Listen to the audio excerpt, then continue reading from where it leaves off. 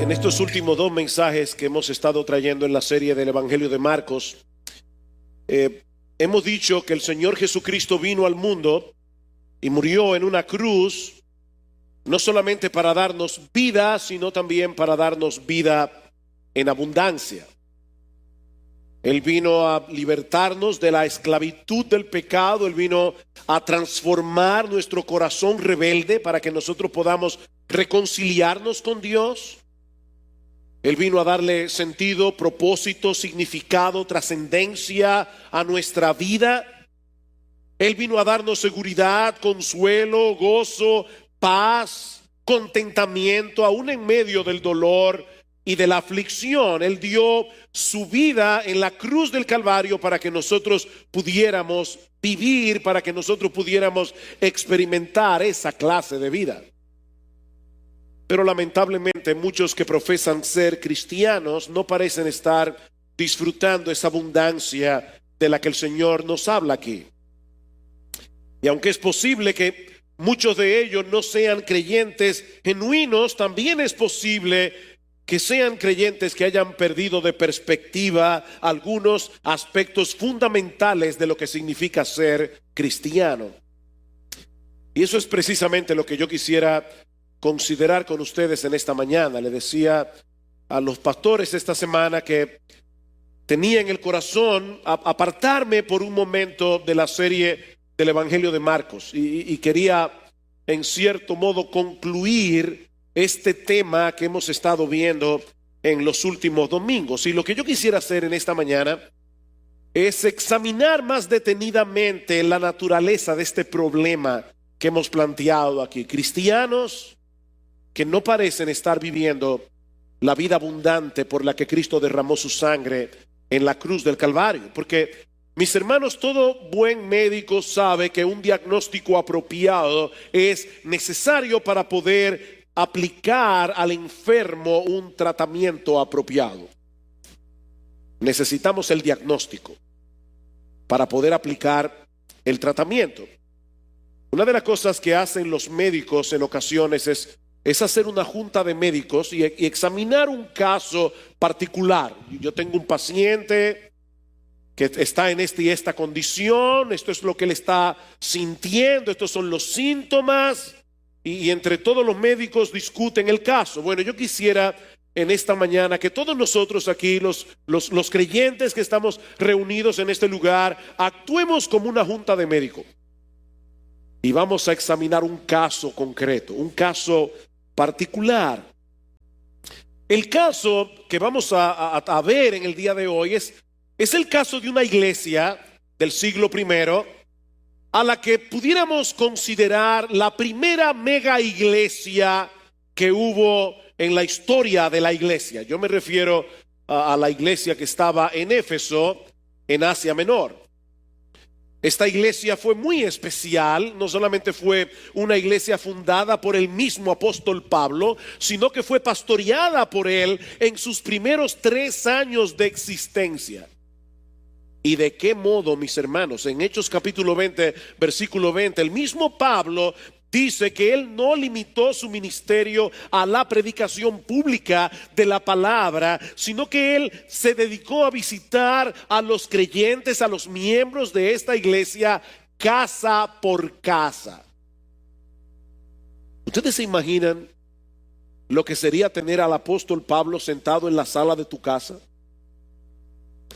dispuesto a responder cualquier pregunta bíblica, cualquier inquietud de tu corazón? Pablo, yo no entiendo muy bien cuál es la relación del creyente del nuevo pacto con la ley moral de Dios en el antiguo pacto. O Pablo, ¿podrías explicarnos mejor este asunto del rapto de la iglesia? ¿O cómo es que Dios nos elige para salvación desde antes de la fundación del mundo, pero nosotros somos responsables de arrepentirnos y creer? Pablo, ¿cómo podemos armonizar la soberanía de Dios por un lado con la responsabilidad humana por el otro? Hubiera sido genial haber podido tratar todas estas cosas con el apóstol Pablo. 3 años pastoreando a estos hermanos. Y poco tiempo después de su partida, el apóstol Pablo envió a Timoteo, su hombre de confianza, su hijo en la fe. Y no conforme con eso, él les escribió una de las cartas más profundas del Nuevo Testamento, teológicamente hablando. Mis hermanos, ¿a qué cristiano no le hubiera gustado pertenecer a una iglesia como la iglesia de Éfeso? Sin embargo, unos 30 años más tarde, el mismo Señor Jesucristo le envió otra carta a estos hermanos.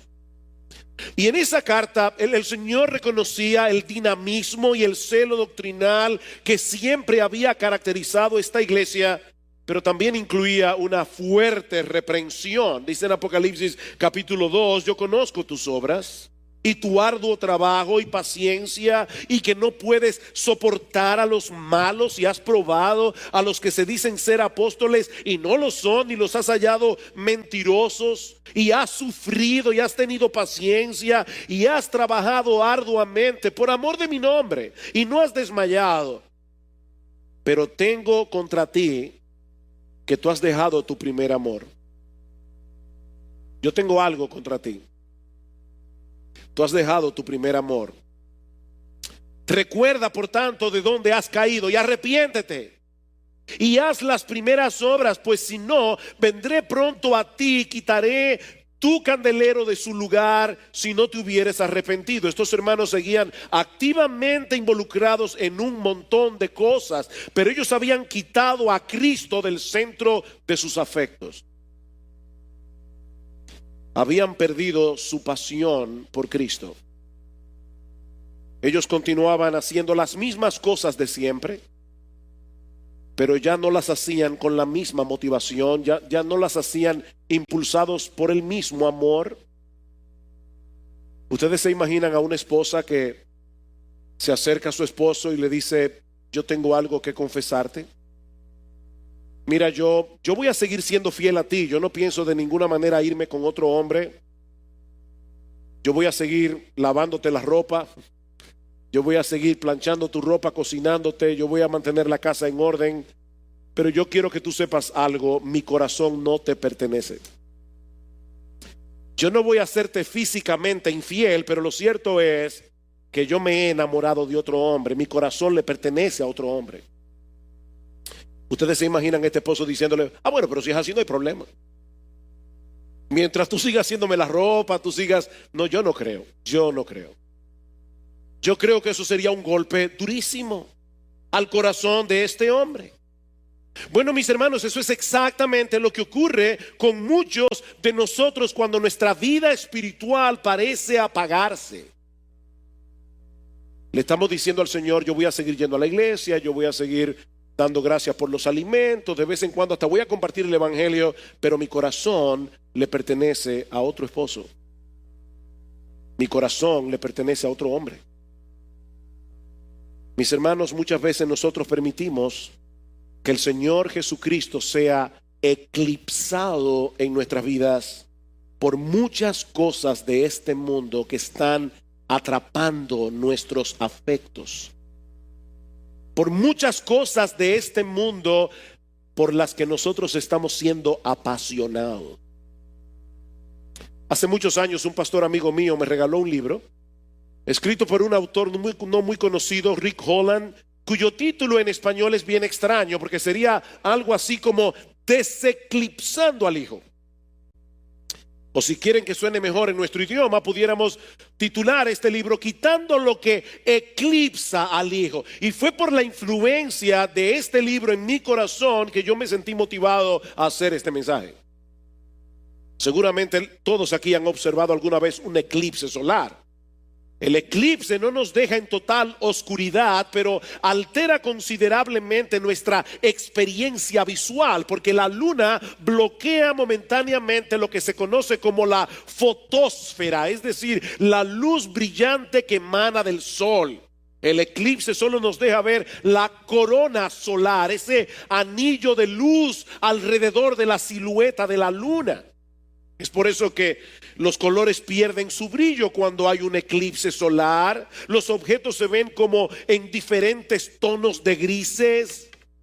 Por supuesto, como eso es una rareza que ocurre de vez en cuando y solo por un poco de tiempo, para algunos puede resultar una experiencia interesante. De hecho, lo avisan en los periódicos, va a haber un eclipse solar. Y la gente sale a la calle para experimentar esa rareza. Ahora, mis hermanos, ¿qué sucedería si esa fuera la condición normal del planeta Tierra? ¿Qué sucedería? Imagínense lo que sería vivir en un planeta eclipsado los 365 días del año. ¿Saben qué sucedería? Probablemente nada, porque nos acostumbraríamos a vivir así. Estaríamos acostumbrados a ver el mundo de esa forma. Y mis hermanos, eso es precisamente lo que ocurre, lo que puede ocurrirle a un cristiano que lleva mucho tiempo sumergido en esa monotonía espiritual de una vida eclipsada. Y Dios sabe, hermanos, que les digo esto como pastor y con el corazón en la mano. Yo no sé cuántos de aquí están viviendo en esa monotonía y ya se han acostumbrado a ella.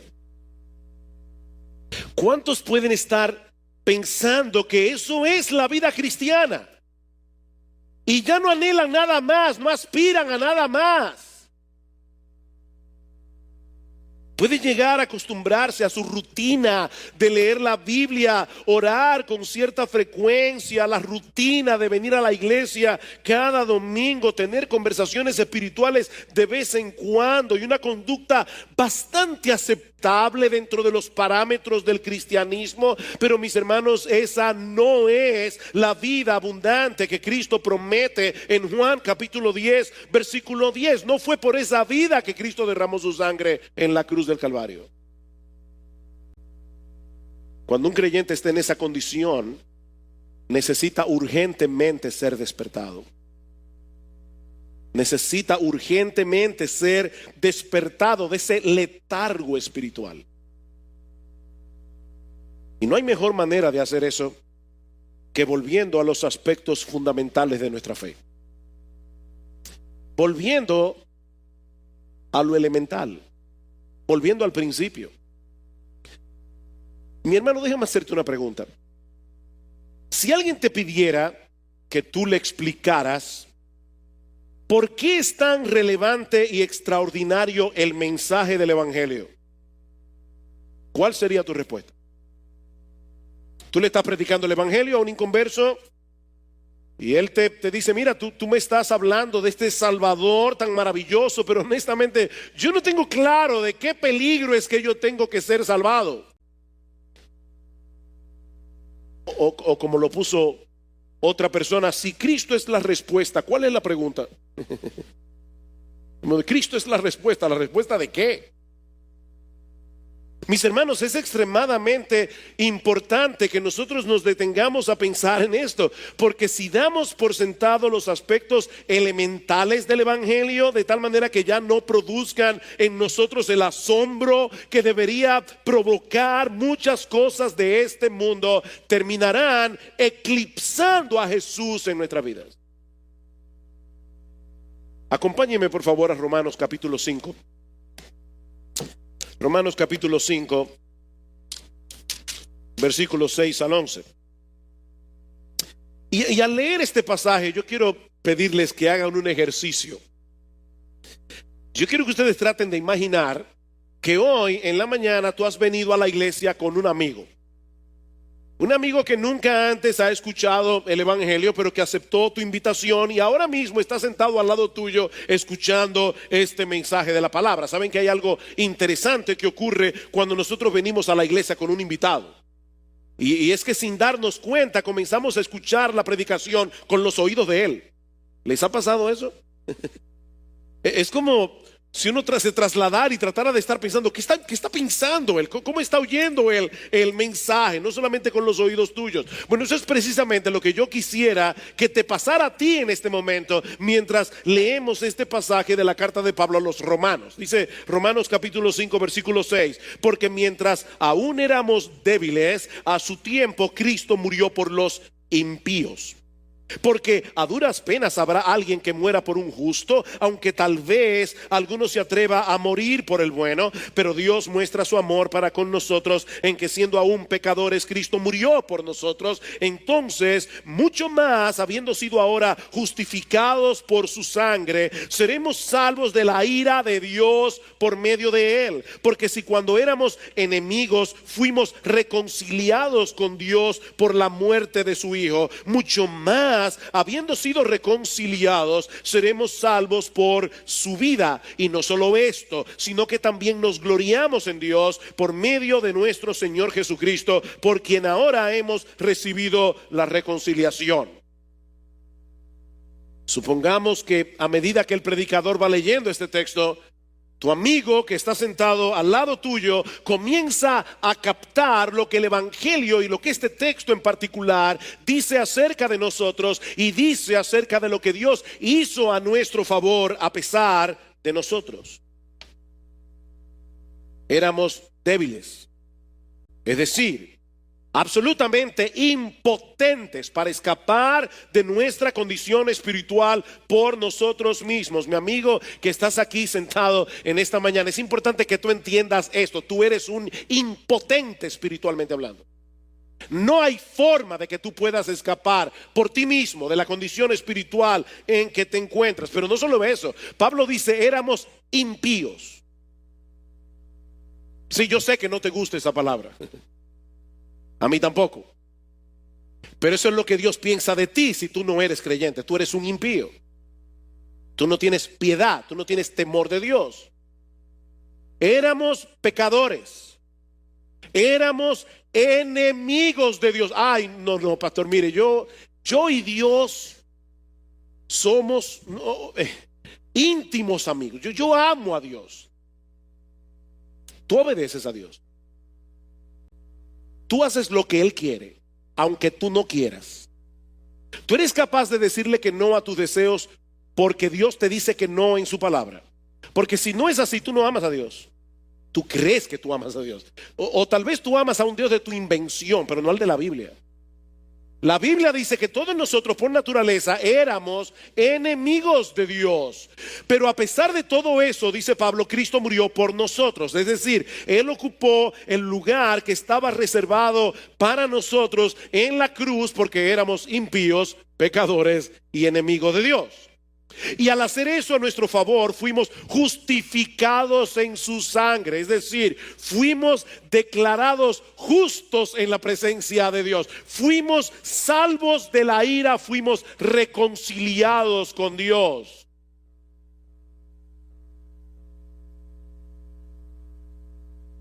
Yo sigo pensando que nosotros nos hemos acostumbrado a oír eso.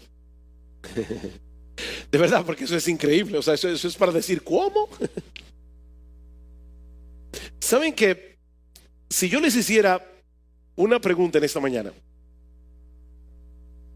No levanten la mano, pero si yo les preguntara en esta mañana, ¿cuántos puros de corazón están sentados hoy aquí? ¿Tú levantarías la mano?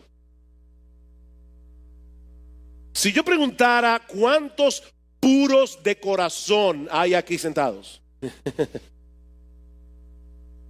¿Sabes qué, mi amado hermano? Si tú eres un cristiano, deberías levantar la mano, porque tú eres puro de corazón en Cristo.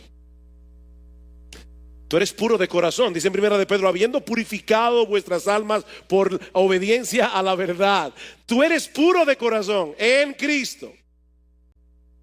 Dios nos ve inocentes, limpiecitos, como si nunca hubiéramos roto un plato, a pesar de que éramos impotentes, impíos, pecadores y enemigos. Ahora, supongamos que ese amigo tuyo sigue viniendo a la iglesia hasta que finalmente el Señor le da la gracia del arrepentimiento y de la fe para que abrace esa verdad del evangelio de todo corazón y se convierta. Y poco a poco esta persona va adquiriendo una comprensión cada vez más clara de todo lo que implicó su salvación, de lo horrible que era su pecado, del infierno que él merecía por haberse rebelado contra Dios, del Espíritu Santo que ha venido a ser morada en él por causa de Cristo y de un montón de cosas más. ¿cómo se supone que esa persona debería reaccionar a todo eso? Pedro nos dice en su primera carta que los ángeles miran desde el cielo con asombro todas las cosas relacionadas con el evangelio. Ellos están sorprendidos. Ellos saben quién es Jesús. Ellos saben el lugar de preeminencia que Él tiene en el cielo. Durante siglos los ángeles le han adorado como el Rey soberano del universo, el creador y el sustentador de todas las cosas. Ahora imagínense la reacción de los ángeles viendo a la segunda persona de la Trinidad nacer como un bebé en una aldea insignificante de Israel llamada Belén, y luego sometido a las leyes de crecimiento como cualquier otro ser humano. Imagínense a los ángeles viendo al Rey del universo aprendiendo a caminar, al Rey del universo aprendiendo a comer, al Rey del universo aprendiendo el abecedario, al Rey del universo aprendiendo a leer y a escribir. Imagínense a los ángeles contemplando desde el cielo cómo Jesús hacía milagros extraordinarios durante su ministerio, cómo enseñaba la palabra como ningún hombre lo ha hecho jamás, viendo al mismo tiempo que la mayoría de la gente a su alrededor no tenía ni la menor idea de que estaban delante de la segunda persona de la Trinidad encarnada. Yo no quisiera sonar irreverente con la ilustración que yo voy a usar ahora, pero yo estoy seguro que la mayoría de ustedes alguna vez ha visto una de esas películas, sobre todo de karate, donde el protagonista es un experto en artes marciales, pero por fuera él parece una persona común y corriente. Esas películas de Bruce Lee en el autocinema Anaco o el autocinema Iris. Lo que se rieron saben a qué yo me refiero. Ese individuo llega al pueblo, los matones del barrio comienzan a provocarlo porque él no tiene ni idea de lo peligrosa que esa persona puede llegar a ser. Y si tú eres como yo, uno se va desesperando mientras ve la película porque uno está loco porque el protagonista haga algo, demuestre lo que él sabe y ponga a todos los matones en su sitio. Vuelvo y repito, yo no quiero ser irreverente, guardando la distancia, ¿verdad?, entre Bruce Lee y lo que vamos a decir ahora.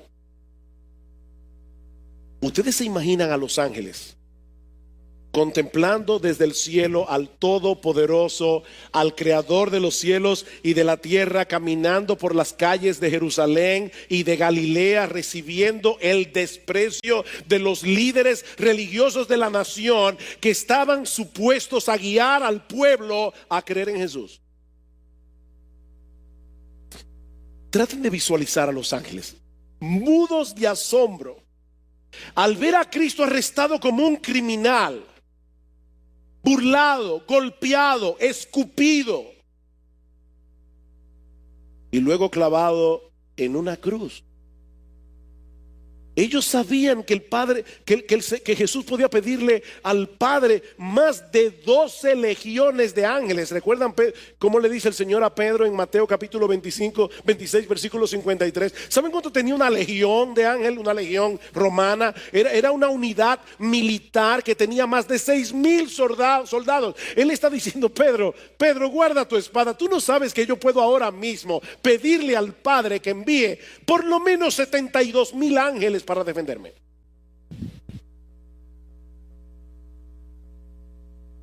Pero ellos tuvieron que quedarse quietecitos en el cielo, sin poder hacer absolutamente nada para socorrer al Hijo de Dios. Ahora, hermanos, recuerden que los ángeles no fueron los beneficiarios de esa salvación. Somos nosotros. Hermanos, somos nosotros los que deberíamos estar mudos de asombro al escuchar una y otra vez el mensaje del evangelio. Somos nosotros, mis hermanos, los que deberíamos estar allí sentados sin casi no poder resistir el alma y el corazón para no saltar desde esa silla. y decir: gloria a Dios, aleluya, alabado es el Cordero. Somos nosotros, hermanos. Uno de los grandes compositores de himnos del siglo XVIII fue Charles Wesley. Y él compuso un himno que nosotros conocemos en español como Maravilloso es el gran amor, lo cantamos en la iglesia, pero su título en inglés, su título original es algo: y será posible, es algo como y será posible. Y aunque es muy difícil preservar en una traducción toda la fuerza que posee un escrito en su idioma original, este himno en español nos permite captar la idea de lo que Wesley está tratando de comunicar. Maravilloso es el gran amor que Cristo el Salvador derramó en mí. Siendo rebelde y pecador, yo de su muerte causa fui. Yo fui la causa de su muerte. Grande, sublime, inmensurable amor, por mí murió el Salvador. Él su celeste hogar abandonó, dejando posición, gloria y honor. De todo ello se despojó por rescatar al pecador. Misericordia inmensa Él mostró, su gran amor me alcanzó. Grande misterio, Dios el inmortal, muriendo en la cruz entregó su ser. Ni mente humana ni angelical jamás lo puede comprender. Inexplicable es el infinito amor que demostró mi Salvador. Y puede ser algo así. Mis hermanos, no hay una sola cosa de este mundo que pueda ser más asombrosa que el Evangelio. Dios se hizo hombre para salvarnos. ¿Y saben para salvarnos de qué? ¿Saben para salvarnos de qué? Bueno, algunos pueden decir en esta mañana: bueno, Jesús nos salvó del infierno. Y tienen razón. Puede ser que otros digan: Jesús vino a rescatarnos de la esclavitud y de las consecuencias del pecado. Y esa respuesta es teológicamente correcta. Pero lean una vez más lo que Pablo dice en Romanos 5:9. Entonces mucho más, habiendo sido ahora justificados por su sangre, seremos salvos de la ira de Dios por medio de él. Salvos de la ira de Dios. Lo que Pablo está diciendo aquí es que Cristo murió en la cruz del Calvario para librarnos de la ira de ese Dios 3 veces santo, infinitamente justo, contra el cual hemos pecado desde el día que nacimos. De eso fue que nos libró el Salvador. Mis hermanos, piensen en esto. Cuando tú eras un incrédulo, tu vida estaba en las manos de un Dios que estaba airado contra ti. Cuando tú eras un incrédulo, tu vida estaba en las manos de un Dios que tenía todo el derecho y toda la autoridad de arrojarte a las llamas eternas del infierno. Jonathan Edwards fue un gran predicador del siglo XVIII y él predicó un sermón que se hizo muy famoso, titulado Pecadores en manos de un Dios airado. Pecadores, mi amigo, si tú estás aquí en esta mañana, yo quiero que estas palabras retumben en tu conciencia. Tú eres un pecador en mano de un Dios airado. Escucha lo que dice Edwards. Los hombres inconversos caminan sobre el abismo del infierno en una cubierta podrida. Mi amigo, tú estás caminando sobre las llamas del infierno, sobre una cubierta podrida, y hay innumerables lugares tan débiles en esa cubierta que no pueden soportar tu peso. Lugares que además no se ven a simple vista. Las flechas de la muerte vuelan a mediodía sin ser vistas. La vista más aguda no las puede discernir. Dios tiene tantas maneras diferentes e inescrutables de tomar al impío fuera del mundo y enviarlos al infierno, que no hay nada que haga parecer que Dios tuviera necesidad de estar a expensas de un milagro o salirse fuera del curso de su providencia para destruir al impío en cualquier instante. Todos los medios por los que los impíos parten del mundo están de tal manera en las manos de Dios y tan absolutamente sujetos a su poder y a su determinación, que no depende sino de la pura voluntad de Dios el que los pecadores vayan en cualquier momento al infierno. Es decir, solo depende de que Dios decida ser así.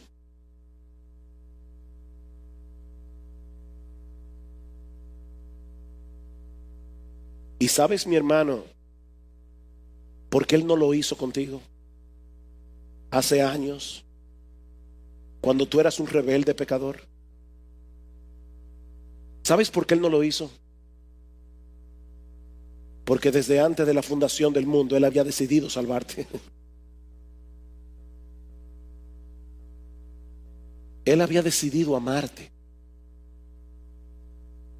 Aún sabiendo que eso le costaría la vida de su precioso hijo. Ustedes ven, mis hermanos, el contraste de lo que Pablo nos está presentando en Romanos 5. Nosotros éramos débiles, éramos impíos, éramos enemigos, éramos pecadores, pero Cristo murió por nosotros. Y murió por nosotros para salvarnos de Dios. Dios nos salvó de Dios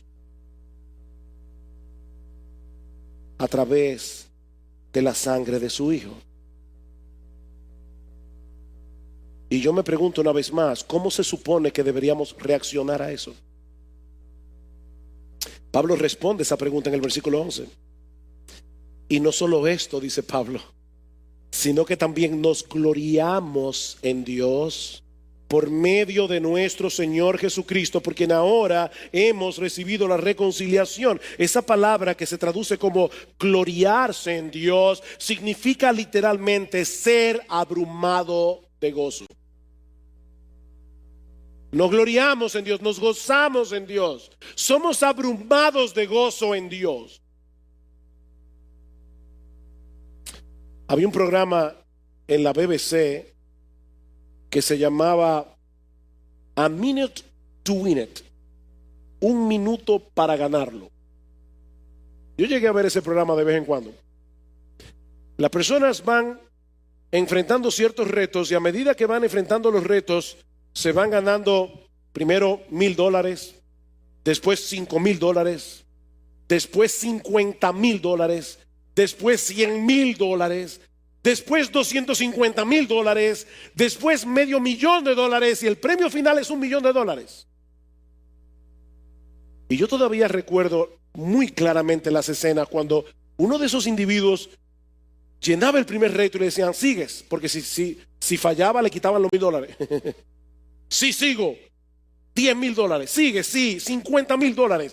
Miren, esa persona brincaban, saltaban, lloraban, hacían de todo en esa plataforma.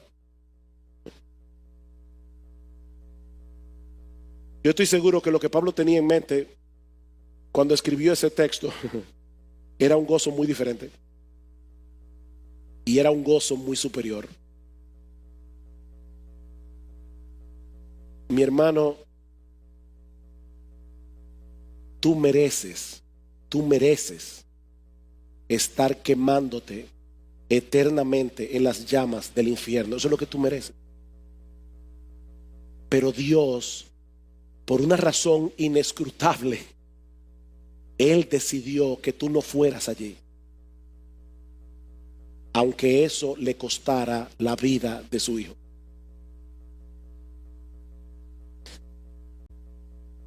¿De qué fuimos salvados? De la ira de Dios. Pero hay una pregunta más que yo quisiera responder antes de concluir este mensaje. ¿Para qué fuimos salvados?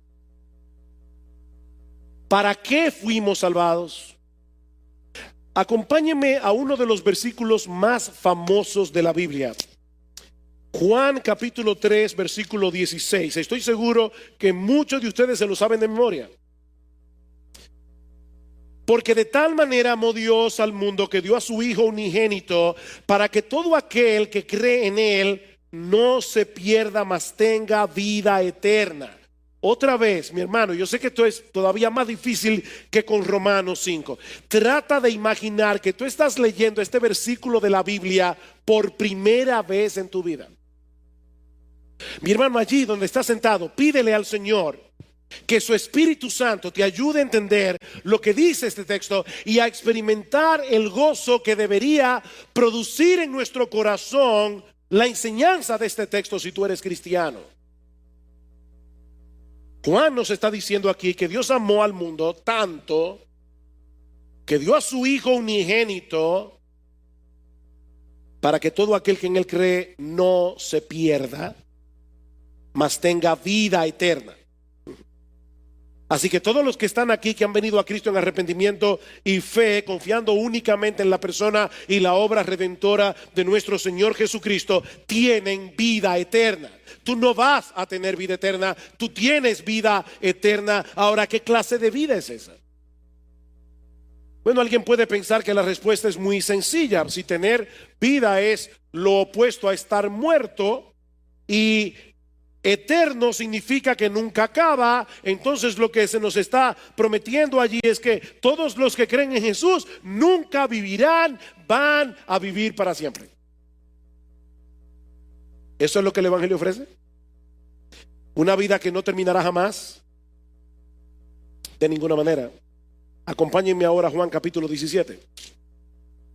Juan capítulo 17, Jesús está aquí a punto de partir de este mundo. Él está intercediendo por sus discípulos y en ese contexto hace la siguiente declaración: y esta es la vida eterna.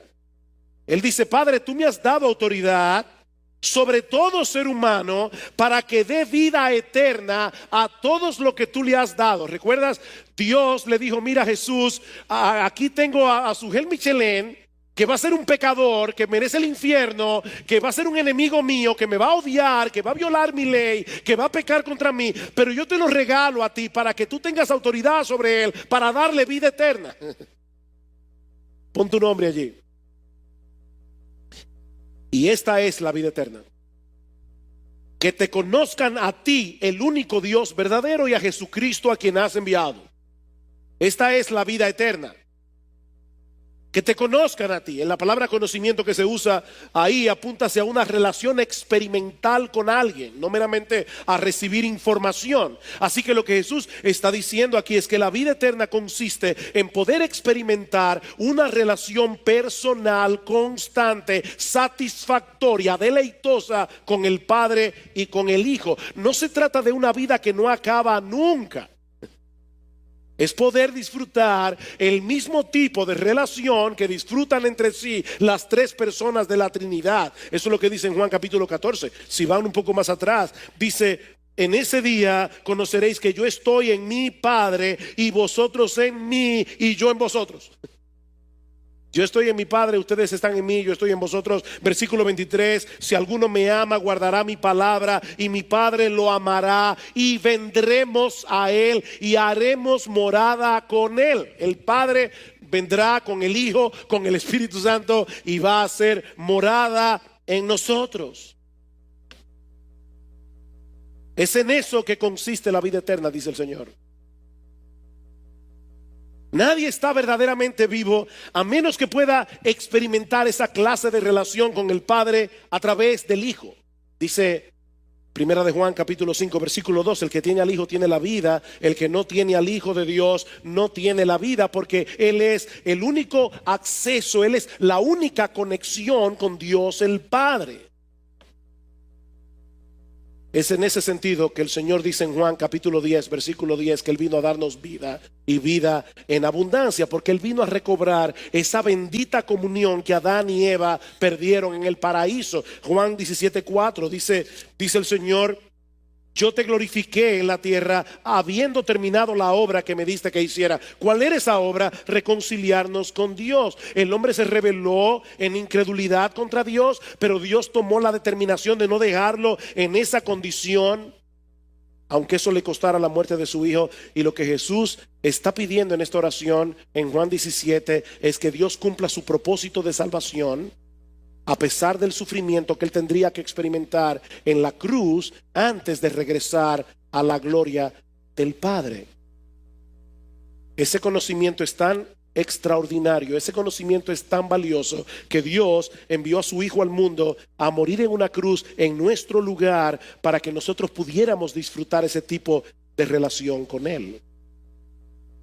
Es por eso que Pablo dice en Filipenses capítulo 3 versículos 7 al 8 que ninguna cosa de este mundo es tan valiosa que no podamos desprendernos de ella para poder conocer mejor a Jesús. No hay ninguna cosa de este mundo que sea tan valiosa. ¿En qué consiste entonces la vida eterna? En disfrutar de la presencia de Jesús por la fe en nuestro interior y valorarla como nuestro más preciado tesoro. Por la fe, en quien creyendo, aunque ahora no lo veáis, primera de Pedro 1:8, os gozáis, os alegráis con un gozo inefable y glorioso. Yo no sé cuántos de ustedes vieron la trilogía del Señor de los Anillos, basada en el famoso libro de Tolkien. Uno de los personajes más memorables de la trilogía es una criatura horrible llamada Gollum, que está obsesionada con un anillo de oro que confería un poder extraordinario. ¿Ustedes recuerdan cómo Gollum le llamaba al anillo My Precious? Mi preciosura.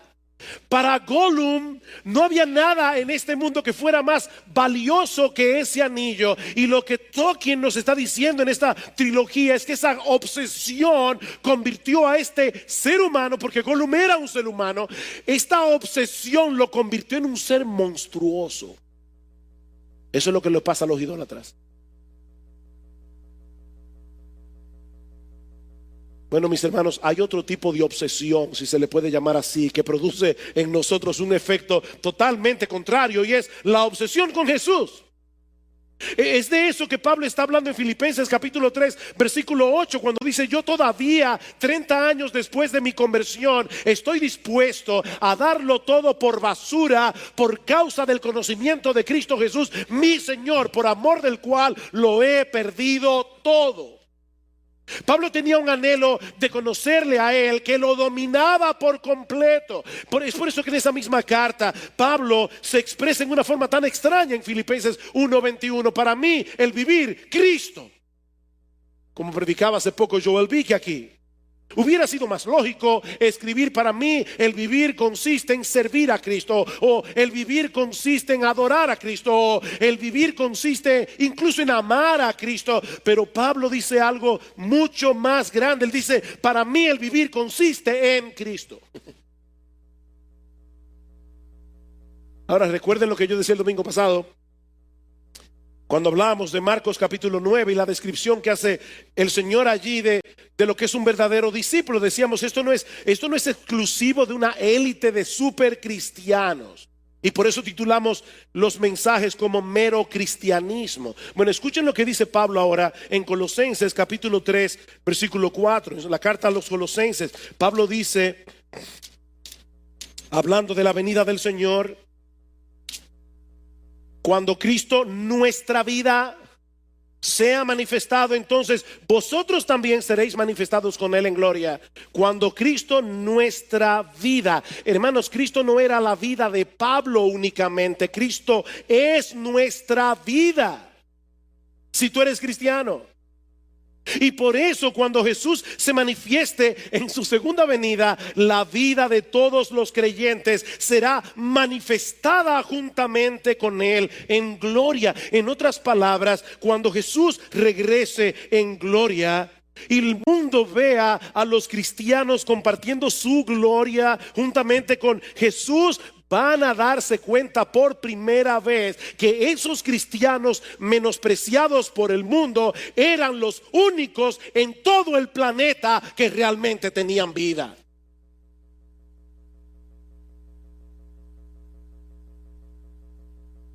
Pero eso será cuando Jesús vuelva, que esa vida será manifestada públicamente. Pero mis hermanos, lo que la Biblia dice es que nosotros ya tenemos esa vida. Ya tenemos vida eterna.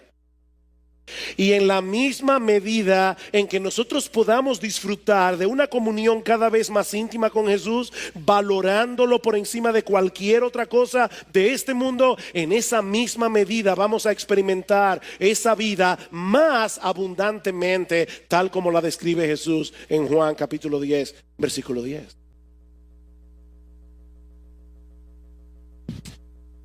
Mi hermano, déjame hacerte una pregunta antes de concluir.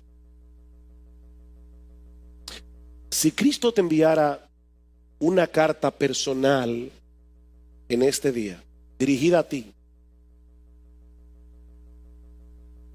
¿te diría algo similar a lo que le dijo a los creyentes en Éfeso? Yo tengo algo contra ti.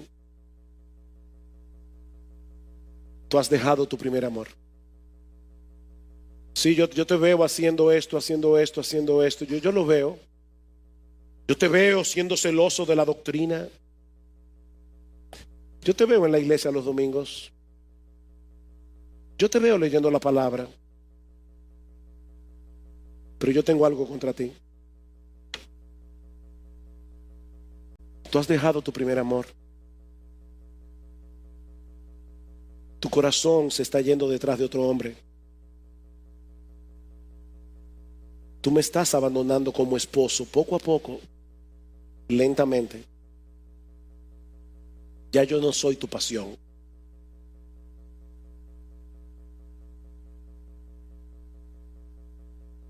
Mira, mi hermano, si eso es así en tu vida, no olvides que en medio de esa fuerte reprensión, la carta de Jesús contiene una nota de esperanza. Recuerda de dónde has caído y haz las primeras obras y arrepiéntete. Todavía hay lugar para que te arrepientas. Todavía hay lugar para la restauración. Si en dependencia del Espíritu de Dios te despiertas de ese letargo espiritual en que estás. Si en dependencia del Espíritu de Dios tú decides aquí y ahora remover de delante de ti todo aquello que está eclipsando la hermosura de Jesús en tu vida.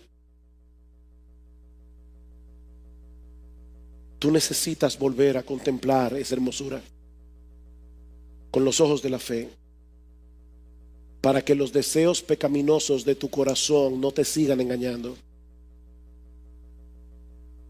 Ay, si tan solo yo tuviera esto, si tan solo me ocurriera esto otro, si tan solo... Mi hermano, los deseos de tu corazón te están engañando. Lo que tú necesitas es a Jesús. Tú necesitas a Jesús. Pídele al Señor en oración, pídeselo, que encienda en ti una llama tan intensa de pasión por la persona de Cristo, que consuma todos los altares que has levantado en tu corazón para servir a dioses ajenos. Decía alguien, un ídolo es cualquier cosa o persona que captura nuestro corazón, nuestra mente y nuestros afectos más que Dios.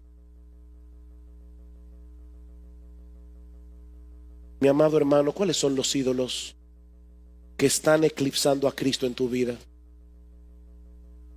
¿Cuáles son los ídolos que están apagando la llama de tu pasión por Él?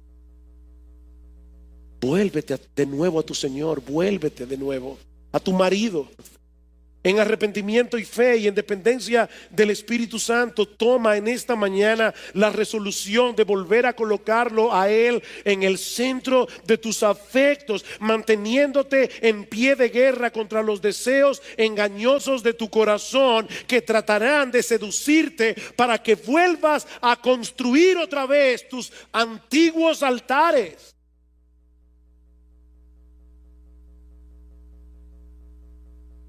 Hay un himno tradicional irlandés que resume en forma poética lo que debería ser el anhelo de todo verdadero cristiano.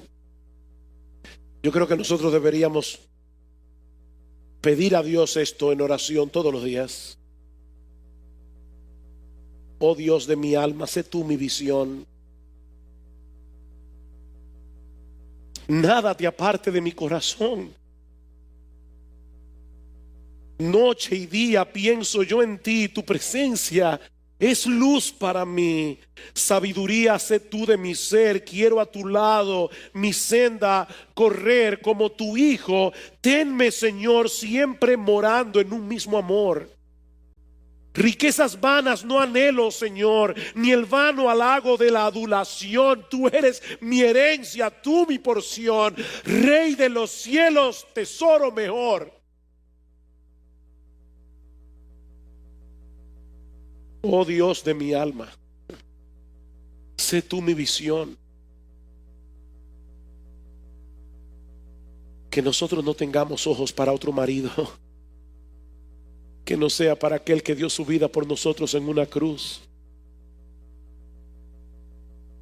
Y mi amigo, si tú estás aquí en esta mañana y tú sabes en tu conciencia que tú no podrías cantar esa última estrofa y decir que el Señor es tu mayor tesoro, tú lo sabes.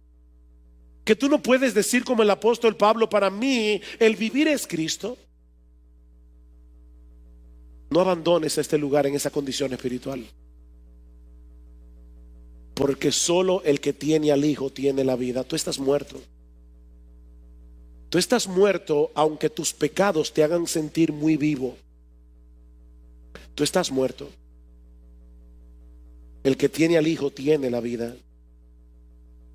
Y Él puede darte vida hoy y vida en abundancia si vienes a Él en arrepentimiento y fe, abandonando toda confianza en cualquier otra cosa aparte de ese Cristo que murió en una cruz para el perdón de nuestros pecados y para poder concedernos de pura gracia gratuitamente el don de la vida eterna.